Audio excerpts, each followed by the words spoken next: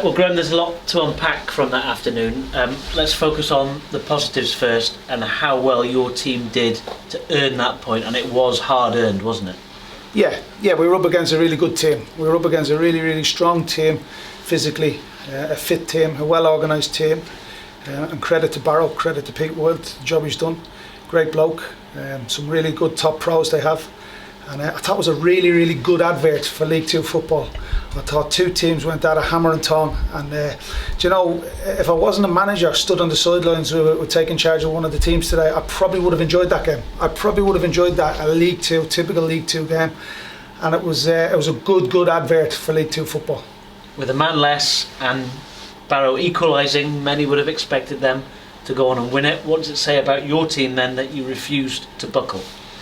Well, I don't really need to be stood in front of cameras again, because I've said that since the day I walked in the front door, and just short of 12 months now.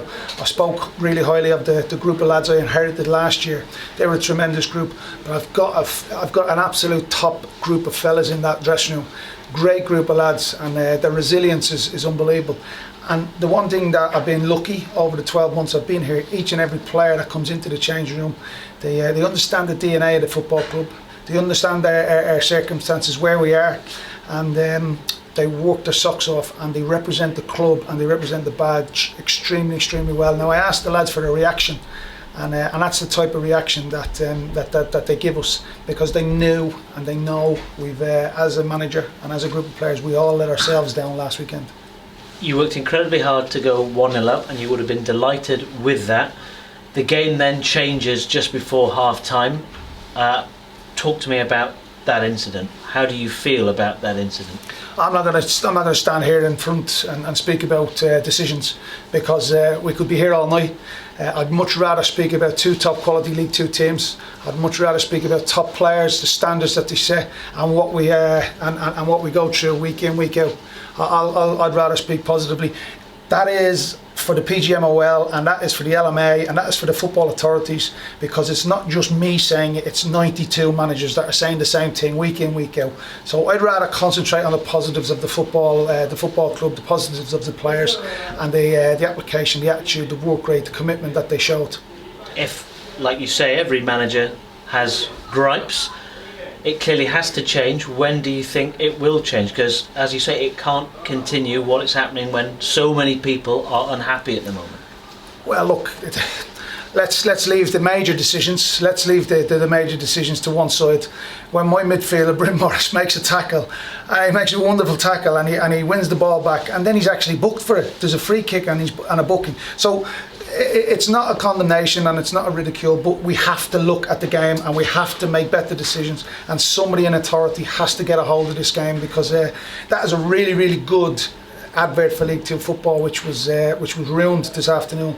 But like I say, you say anything, you voice your opinion, and you're in trouble. You cannot disagree, you have to just agree. So that's the robotic way we work as managers, and it can't be right. It just can't be right. Because it would have been great to see 11v11 for 90 minutes. There's no doubt that whether you agree with that decision or not, that decision changed the course of the match, didn't it? Well, as a manager, you're living on the edge when two of your players get booked inside the first 10 minutes. There was a game last night, Salford and Notts County, which was similar. There was 9 bookings in such an early, and I'm just. You know, look, again, I'm getting drawn into questions here that I'd probably want to avoid, because honesty gets me in trouble. The lads represented the club today really, really well, and we had the best chance in the second half as well. We could have actually won that game with 10 men. So that just goes to show how strong a group we have, and how we react, and the type of qualities that we have in that changing room. Any injuries from today? Because we know about your schedule coming up, we know how small your squad is, the players have clearly given you everything again. Has everyone come through it unscathed? Well, ideally I wouldn't have liked to put Declan on that early. I wouldn't have liked to give him that amount of game time.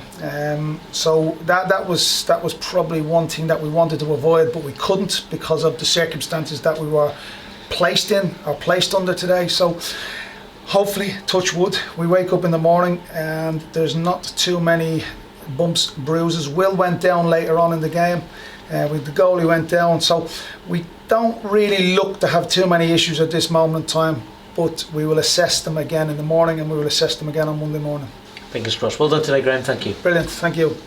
Didn't want to bring him on early, but Declan, as a former centre back, you must have loved that sort of, clearing everything style performance from it. Yeah, look, as a centre half, as I said to the lads at half time, I used to love when we were backs to the wall. I used to love the pressure. I used to love balls coming in my box, because that was bread and butter to me. So I knew that was going to be the second half. That was going to be the case in the second half.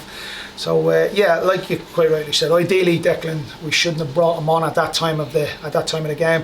We put him at risk, so we'll have to wrap him up and look after him, and minimise what we do with him over the next week, 2 weeks, 3 weeks, and just make sure we get him back, we get him fit, we get him proper, and we don't do him a disservice by flogging him and chucking him in every game. But look at Declan. You ask Declan, and you tell Declan, will tell you, even with one leg, he'll tell you he's fit and he wants to play. He's just that type of soldier. He's that type of warrior. So the display from him today, not only Declan but the lads, was top drawer. And like I say, a little bit of luck, lady luck shining on us. For once, we might have gone and won it. Omar Bogle had a brilliant opportunity, carved out with him and Will. Even a half opportunity, but he turned it around, wrapped his foot around it, and it was going in the top corner, but for an unbelievable block by their player, and I love that type of defending as well. So hats off to them for defending that. Shane as well, asked to move, obviously because of midfield shortages, but what do you make of him showing his versatility? Well, that's one of the reasons that we brought him in. He can play positions. He's got a little bit of experience on IE today. He showed you he can play shape as well, and they can bank up and they can organise. So, but you can see them physically getting tired as the games were going, as the minutes was going on. So we were making a couple of changes, tried to bring on some fresh legs in Josh Sheebury, Bonswell, and Ollie Thomas. So it was a tough manage. It was a frustrating afternoon. It was a nervy afternoon. But I suppose that's part and parcel of League Two football. Frustrating the way that they equalised as well. You sort of seem to ride the storm a bit. Yeah, there was no need for us to go to ground. We had a 3v3 out wide. We got across the park, we shuffled across the park, we pressed, we covered, and we slid across. So there was no numerical advantage to them. It was just a simple ball down the side. We just switched off, and those little errors, it's those little moments that we need to cut out and that we need to get in our favour rather than going against us.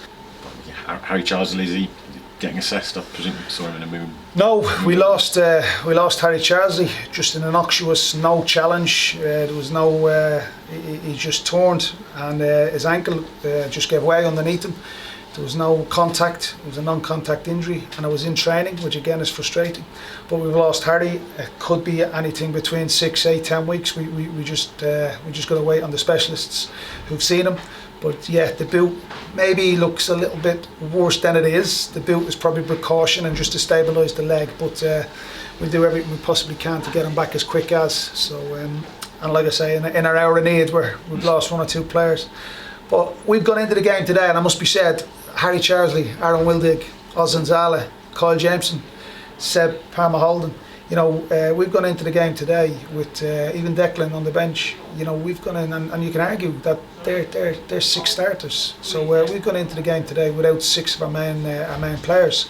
So we are feeling it a little bit. We are aggrieved, and we would like a little bit of luck to shine upon us at some stage, because my players certainly deserve it the way they're working. Cheers. Reaction from last Saturday. How pleased were you with the reaction to the players, especially with being down to 10 men for so long in that second half? Look, I was over the moon. I was really proud of them. They did come out, they reacted. And again, I could have, and I touched on this with the players during the week, and I touched on it with them yesterday as well. We could have been very easily, I could have been tempted to rip it up and go with 4 or 5, make 4 or 5, 6 changes, but I didn't. I trusted them. I knew they'd react because I know the character. I know what they're like.